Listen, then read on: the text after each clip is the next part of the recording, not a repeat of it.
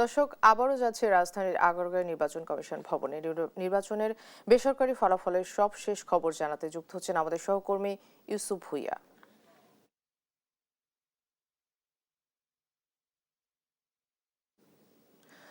ইউসুফ, এখন পর্যন্ত প্রাপ্ত ফলাফল সম্পর্কে আমাদেরকে জানান।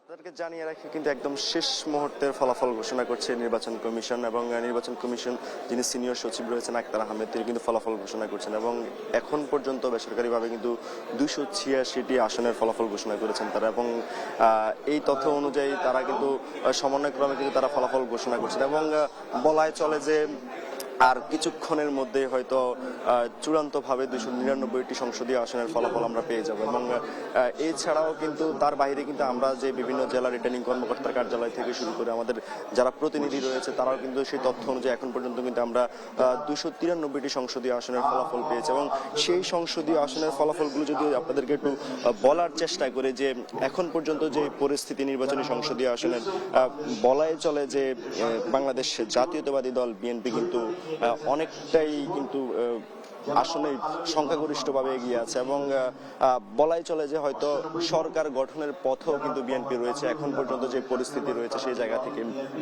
তো এই যে বিএনপির যে সংখ্যাগরিষ্ঠতা এবং এই সংখ্যাগরিষ্ঠ বিজয়ের পর কিন্তু বিভিন্ন জায়গা থেকে বিভিন্ন দেশের রাষ্ট্রদূতরাও কিন্তু ইতোমধ্যে কিন্তু বিএনপির যিনি শীর্ষ নেতা তারেক রহমান রয়েছেন, সেছাড়া বিএনপি এবং তারেক রহমানকে তারা শুভেচ্ছা জানাচ্ছেন। এবং এছাড়াও কিন্তু বিএনপির নিজ জায়গা থেকেও কিন্তু কর্মসূচিও দিয়েছে। কিন্তু আজকে বাদ জুমা কিন্তু বিএনপি বেগম খালেদা জিয়ার আত্মার মাগফিরাত এবং দেশবাসীর প্রতি শুভকামনা জানিয়ে কিন্তু তারা বাদ জুমায় মসজিদে দোয়া অনুষ্ঠানেরও আয়োজন করেছে।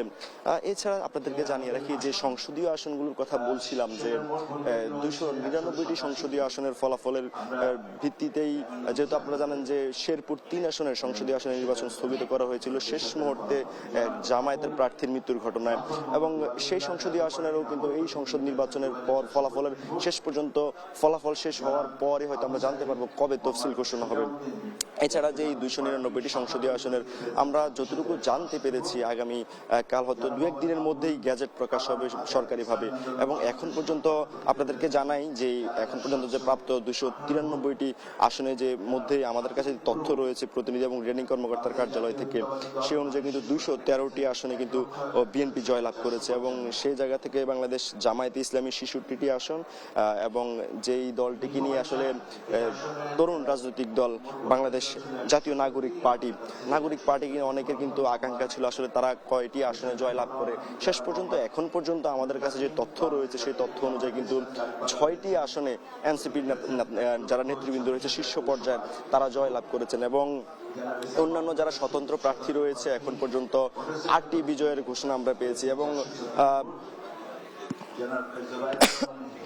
বলাই চলে যে বিএনপির যে সংখ্যাগরিষ্ঠতার কথা বলছিলাম আপনাদেরকে, বিএনপি যিনি শীর্ষ নেতা রয়েছেন দলের চেয়ারম্যান তারেক রহমান, তিনি ঢাকা 17 এবং বগুড়া 6 আসন থেকে কিন্তু জয়লাভ করেছেন। সেই ছাড়াও কিন্তু আরও যে বিপরীত দুটি দল রয়েছে, বাংলাদেশ জামায়াত ইসলামের আমির ডাক্তার শফিকুর রহমান ঢাকা 15 আসন থেকে তিনি জয়লাভ করেছেন। একই সাথে ঢাকা 11 আসন থেকে কিন্তু এনসিপির যিনি আহ্বায়ক নাহিদ ইসলাম তিনিও জয়লাভ করেছেন। তো 3 দলের কিন্তু 3 শীর্ষ নেতাও কিন্তু এই নির্বাচনে জয়লাভ করেছেন। এখন পর্যন্ত নির্বাচনী পরিবেশ যদি আপনাদেরকে একটু জানানোর চেষ্টা করি, এই নির্বাচন নিয়ে কিন্তু নির্বাচন কমিশন বারবারই বলছিলেন যে তারা অবাধ, সুষ্ঠু এবং নিরপেক্ষ নির্বাচন করার জন্য অঙ্গীকারবদ্ধ। এবং নির্বাচনের শেষ পর্যায়ে এসে কিন্তু প্রধান নির্বাচন কমিশনার বলেছেন যে আমরা আসলে এমন একটি নির্বাচন উপহার দিতে চাই দেশের জনগণের কাছে, যে নির্বাচনটি দেশের জনগণ সব সময় মনে রাখবে। এবং সেই জায়গা থেকে গতকালই যখন প্রধান নির্বাচন কমিশনার ভোট দিতে গিয়েছিলেন তখন কিন্তু তিনি অনেকটা আবেগপ্রবণ হয়েও বলেছিলেন যে আমরা এসেছি একটি ভালো নির্বাচন দেওয়ার জন্য। তিনি কোনো পায়তারাঘর নির্বাচন দিতে চান না, কোনো পক্ষপাতমূলক নির্বাচন দিতে চান না। তবে শেষ পর্যায়ে কিন্তু জামায়াত থেকে এবং বিভিন্ন কয়েকটি দল থেকে কিন্তু বেশ কয়েকটি অভিযোগ এসেছে যে যে তারা বলছে যে নির্বাচনের কয়েকটি আসনে কিন্তু তারা সন্তুষ্ট নয় ফলাফলের প্রক্রিয়া নিয়ে। সেই ফলাফলের প্রক্রিয়া নিয়েও কিন্তু তারা নির্বাচন কমিশনের কাছে অভিযোগ করেছে এবং প্রশ্নবিদ্ধ জায়গায় রেখেছে নির্বাচন কমিশনকে। তো নির্বাচন কমিশনও কিন্তু তাদেরকার জায়গা থেকে কিন্তু যে ধরনের ব্যবস্থা নেওয়া দরকার, যে প্রক্রিয়া আগানো দরকার, সেই ধরনের প্রক্রিয়া কিন্তু তারা আগাচ্ছে এবং সেই প্রক্রিয়া তারা কাজ করছে। এছাড়াও আপনাদেরকে জানাই রাখি যে গতকাল সন্ধ্যার সময় যখন ফলাফল ঘোষণার একদম যে কেন্দ্রীয় বুথ থেকে মানে যিনি নির্বাচন ভবন এই জায়গা থেকে যখন ফলাফলের উদ্বোধনী ঘোষণা আসে, তখন কিন্তু প্রধান নির্বাচন কমিশনার বলেছিলেন যে তারা যে জাতির কাছে যে অঙ্গীকারবদ্ধ, জাতিকে যে ওয়াদা দিয়েছিল সে ওয়াদা অনুযায়ী কিন্তু একটা ভালো নির্বাচন উপহার দেওয়ার চেষ্টা করেছে।